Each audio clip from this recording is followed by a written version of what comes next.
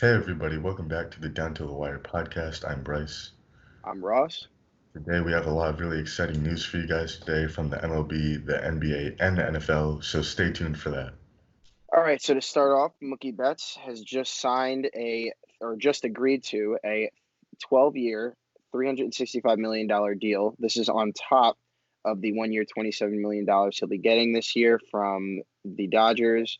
I'm assuming that $27 million came through arbitration, but I do not know exactly. But that will total it out to 13 years and $392 million over the next 13 years with the Dodgers. So, Bryce, what are your thoughts and feelings on this for the Dodgers? This is huge for the Dodgers. This is exactly what they needed. This could be one of the most important moves of the entire season for any team. Mookie is a top five outfielder in the league, and I mean, he's going to be absolutely great for the Dodgers for like 10 years of that contract. So, um, and he'll probably end up being a part of, if they're going to have a championship team between this year and the next like 4 years, and he's going to be a part of that team. So this is huge for them. Yeah, I mean, I agree. I think again, anything more than about maybe 7, 8 years for any guy who's about 27, I think is tough. I just don't know how I feel about that because, they end up getting to about 35, 36. You're paying them for the extra 3 years. So you're essentially paying them for their last 3 years on the team for them to suck, but you're getting a majority of the time for them to be good, if that makes sense. So, Yeah. yeah, I don't really know why. I mean, he's getting an average salary of 30.4 mil per year, but I don't know. I'm assuming they're going to backload that because there's no way they're going to be able to afford. I don't Yeah. think they want to go over the cap, not the cap, but the tax hits and Right. all that. Yeah, Yeah, it is kind of crazy that it's more than 10 years, but I mean, I like that they jumped on the decision now. yeah, It's either now or never. They don't want to lose him to another team. yeah. Yeah, and there were reports before the 12-year 365 that there was a 13. It was going to be about 13 years over. Sorry, 13 years over 380 million dollars over 13 years. I'm assuming that's with. I guess they're assuming that's with the 27 million that was this year, which ended up making it the 12-year at 365. But this is very interesting for them, and I think this is the first step to them moving forward with signing their future when it comes to Bellinger next, Bueller, Kershaw's towards the end. So we'll see.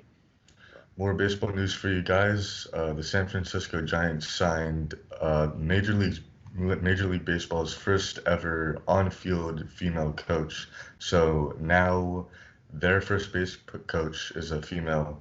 Again, the first ever. Her name is Alyssa Nakken.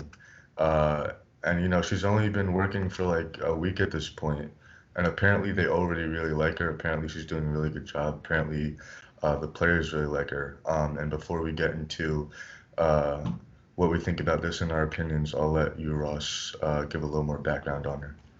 Yeah, so she started as an intern in 2014 with the Giants. She got her master's degree and then ended up becoming, again, the first female coach in Major League Baseball history.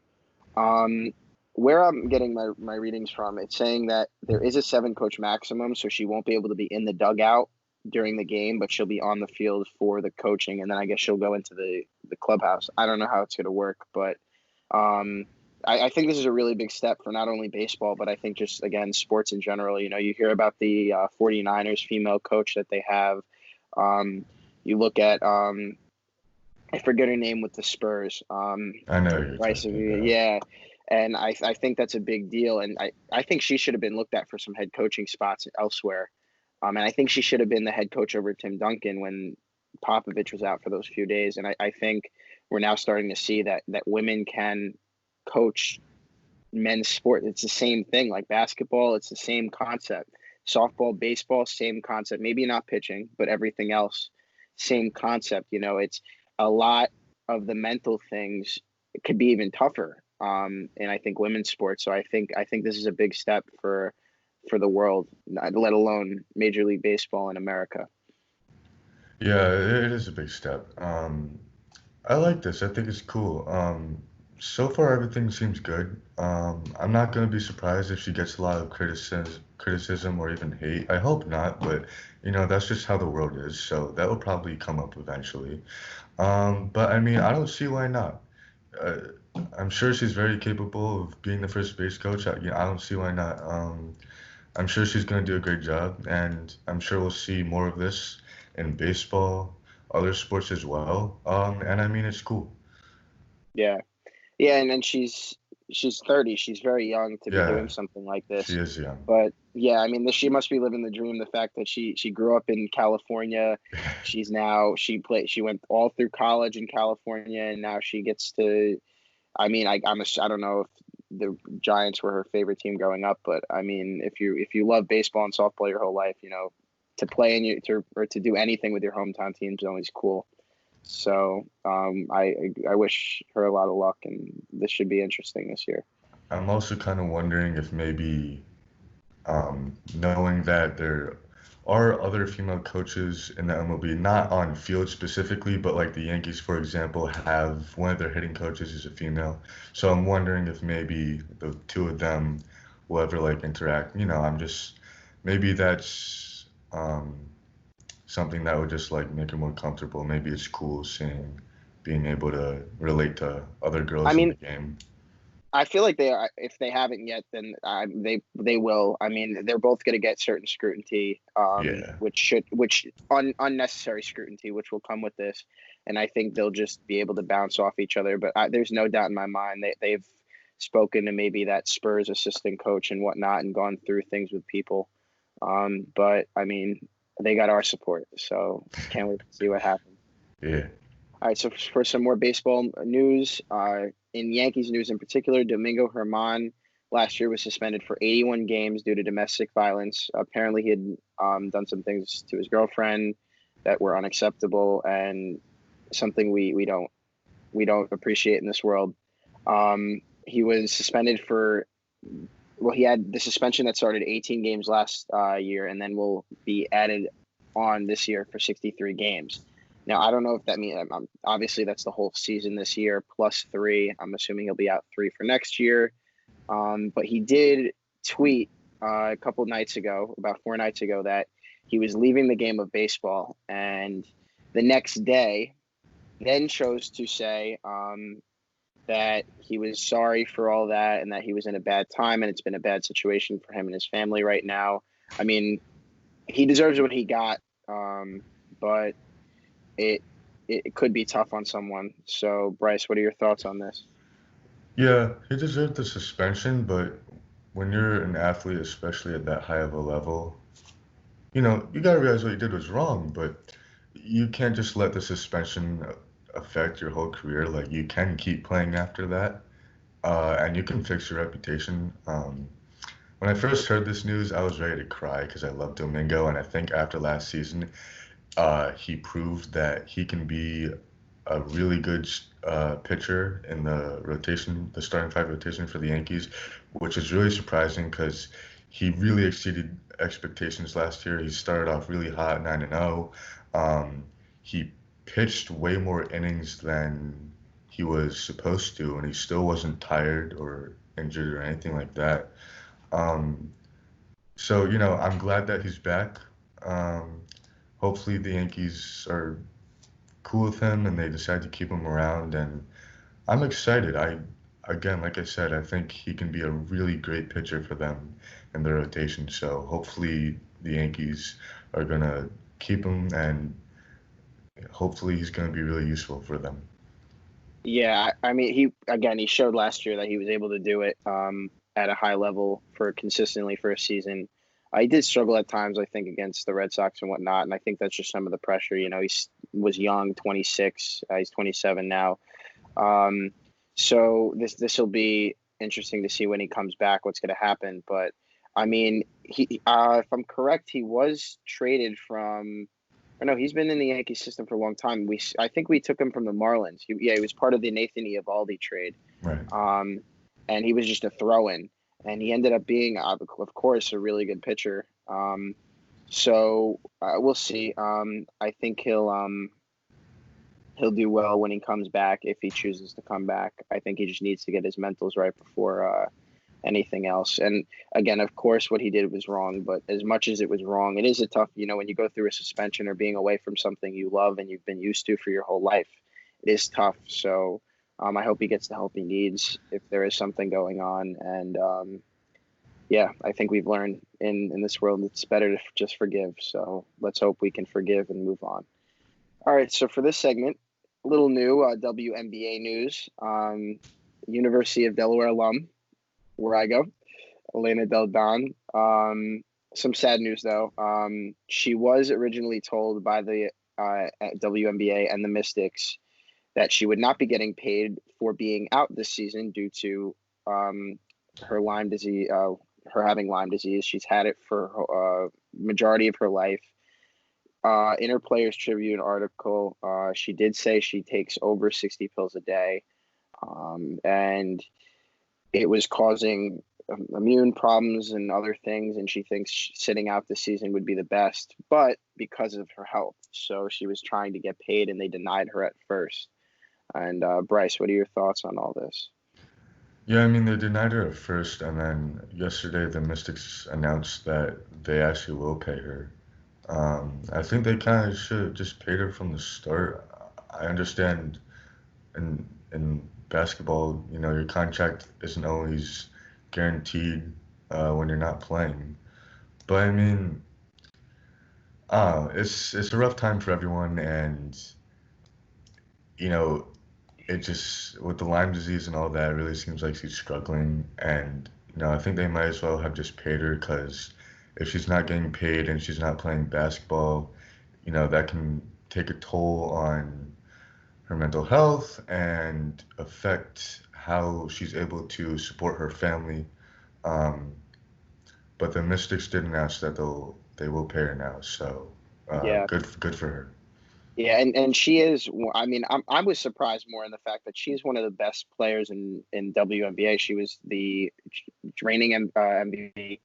If I'm correct, their team won last year too, so she won the MVP and their team won.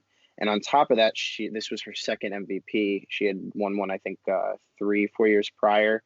So the fact she's basically, if I would say, like a superstar caliber, like maybe not LeBron of WNBA, but very high caliber, up there, one of the best players.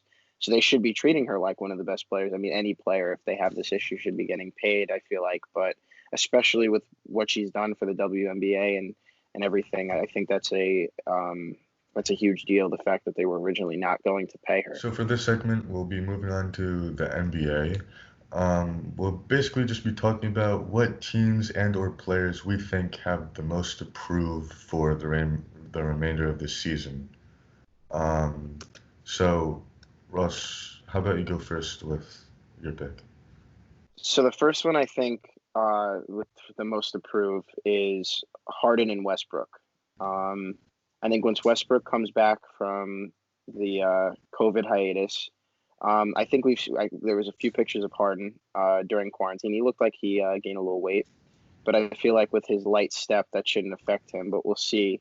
But Harden and Westbrook, I feel like, they've always, both of them, again, and also part of it was that they were playing each other, haven't really gone past the Western Conference Finals. And I think that, especially with the way the NBA is formed now, and maybe due to COVID and other things, that this may be their year to slide into the finals. A lot of those maybe kind of playoff contenders that we were considering that could get in and maybe slide in or upset someone. This is the year for them to really, truly upset someone. And I think that they got to show at least that they're putting up numbers, even if they don't go far. Yeah, I mean, I think Harden and Westbrook, they got something to prove. I don't think they're going to be able to make it to the finals this year, not even the conference finals. I love that they're back on the same team, and that's part of the reason why they have so much to prove, is because, of course, we all know they were originally on the Thunder together, and they couldn't make magic happen, not quite, with Durant and all that. So this is their time to, get that chemistry back together just like old times and, you know, prove that what you had with the Thunder wasn't just like you gotta prove that this season is more than what you had. You gotta prove that, with all that chemistry, you can do it after failing with the Thunder. So And I think what you have now, they got to show that what they have now is enough to contend. yeah, So, yeah, we'll see. I'm I'm still doubting them, but um, I mean, hey, if they're determined enough to prove us all wrong, then be my guest. Um, All I'm right, gonna Bryce. So, go. Yeah, I'm gonna go ahead and say LeBron has a lot to prove. He's had a lot to prove ever since this season began. Um, because he got injured last year, and after that happened, everyone, you could have easily said, "Oh, does LeBron regret going to the Lakers now? Was this really a good decision for him?" And then all of a sudden they trade for Anthony Davis, and everyone shut up. So, but he's got a lot to prove. Everyone's thinking that this is his comeback season. A lot of people think he's going to win MVP. You know, he has another shot, a few more shots to get himself another ring, and this is a great opportunity to do it. So this is a big year for him. So he's got maybe more to prove than anyone else. yeah, I mean, usually he's always an MVP candidate, and I think he'd be an MVP more than even he is now if he had went full on try hard mode during the regular season. I think this was the first time we saw him go full on LeBron mode in the regular seasons, maybe since Heat, Yeah, like maybe the first year, second year on the Heat.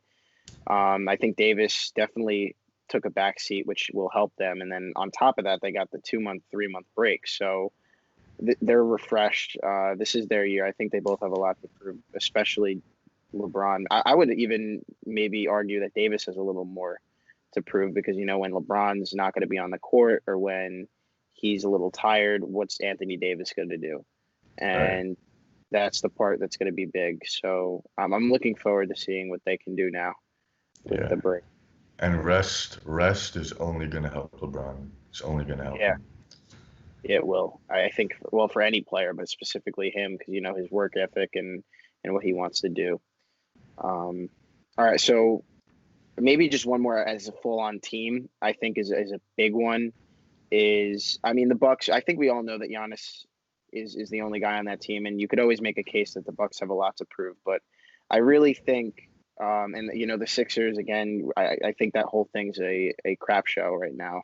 I could say other words, but we're a PG rated show, so we're gonna leave it to crap show. But I think the Pelicans have a lot to prove over these next few games into the potentially playoffs. I think Zion needs to show that he can. I mean, he showed he was healthy for 21 games, but stay healthy for 8 more games after the break. And I think they need to show that they can do something and make a push with Ingram and all these other guys because Ingram's his contract's up this year. They got to decide whether they want to keep him, and they got to see if Zion and Drew Holiday and all these guys are going to fit together. So I think this is a big 8 games for them to see where they're at and what they're going to be able to do. Yeah, I mean, Zion.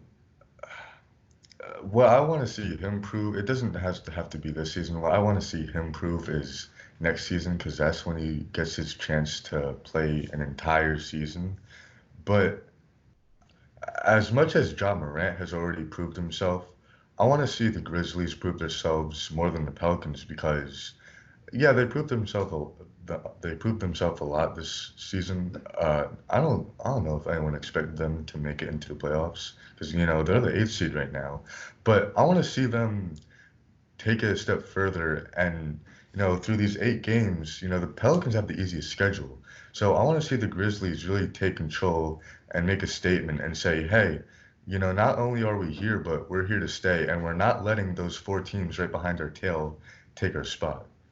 So Yeah, I mean, I would agree with you, and I could disagree in the fact that they already, I think, showed that they weren't even supposed to be this close to the they playoffs. proved a lot, but Yeah, I would like to see them just keep stay there. that same Yeah, energy. yeah, and just so we know, I'm not undermining the Sixers at all because I think they do have a decent amount to prove because everyone's rested now. So don't get me wrong with that, but I think the Pelicans and these younger teams, I think, have more to show. I think we already know what Simmons and Embiid can do on the court. I think it's a matter of, do we know if Ja and Zion and all these guys can keep up the same energy, like you said, keep the same energy. So I think that's a bigger thing to look at than the Philadelphia 76ers. But yeah. I guess I got one more take on this category. I think this is this, like I said for LeBron, this also, this might be his best year to come out with a championship, even though he does have multiple more uh, chances after this, I think. But I'm gonna say the same thing for Giannis because this year is a great opportunity for him to take the trophy. I mean, the East, you know, it. I mean, we'll see through these 8 games, but the East might very well be wide open for the Bucks to just bulldoze through, and and then and then I don't want to make it sound really easy, but Well, and then literally, not figuratively, because Giannis can bulldoze. So I think that's what makes that funny. yeah, but I think the Bucks. I mean, maybe it'll be easy. We'll see. But once they make it to the finals, that's throughout all the playoffs. That's going to be their first real reality check.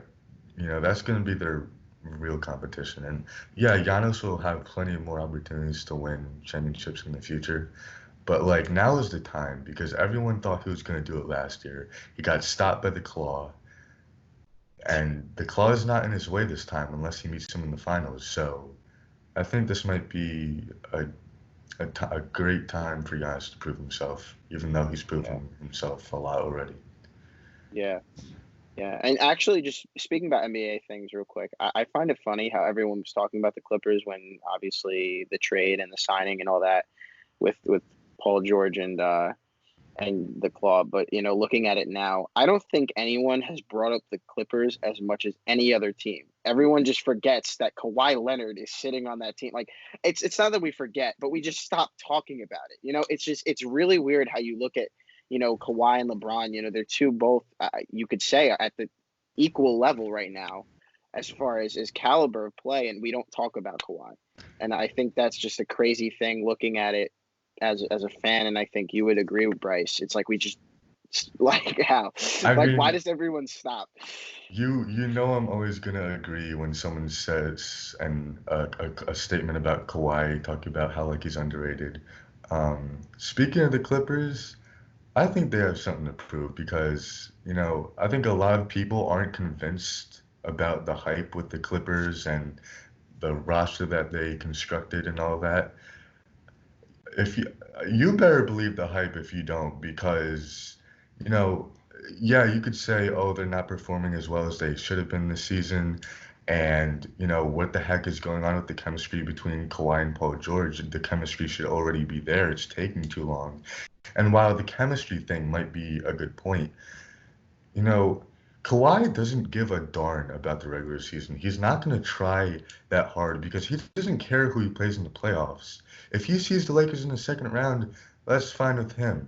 Because the thing is, it's all up here with him. He's always focused on the next thing. So, uh, but I think they have something to prove with the chemistry and everyone who's doubting Yeah. them, everyone who doesn't believe the hype. They need to figure out the chemistry. I don't know how that wasn't figured out a long time ago. Well, Um, just remember that the Heat didn't win their first year, and that whole reason partially was due to chemistry. And then that's when Dwayne Wade took the back seat that second year, and they won against the Thunder. So just remember that it does take time for stars. So I don't know how if I fully agree with people saying the chemistry it should be there by now. And apparently that Kawhi and Paul George, as much as they respect each other's game, Kawhi isn't always the nicest to Paul George, and same with Paul George. But the chemistry as far as off the court, like apparently, I don't know if you've seen interviews, like Patrick Beverley's already saying that Kawhi is just talking nonstop, in their group chat and like all day that. So I think it's there. I think they just getting on the court and doing it takes some time. Same with the Lakers. I feel like if they don't win this year, the Clippers and or the Lakers, they can both get an excuse this year. They have a new star on their team, 2 for the Clippers, and they got to figure out what they can do with this. So Yeah, and we'll see. I don't know if the Clippers are gonna have enough money to bring back Montrezl Harrell, but if they can't bring him back, they're gonna need to prove themselves without him next year. Because I think I like him more than most people, and I think a lot of people really underrate his defense. I don't know how people don't realize what a great defender he is, but yeah. he's an impact player for them. So I want to see them prove themselves without him next year too. Well, if he doesn't come back, there are guys on that team like Zubac, I think, who will get better as they progress. Zubac is only 22, so some of their young guys will progress, and some of them may leave. So this is going to be a big, I think, another big offseason. Maybe not as far as signing and trades, but as far as those small acquisitions, getting that next step. What's going to put you over the hump? Are the Lakers really going to try to push for Damian Lillard? Because I would love that. But at the same time, I want him on the Knicks. So as a sorry-ass Knicks fan, I would want him on the Knicks. But, that would require the Trailblazers not to make the playoffs this year. I'm sorry.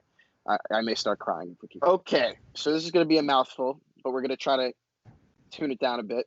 Let's go into NFL news. Antonio Brown.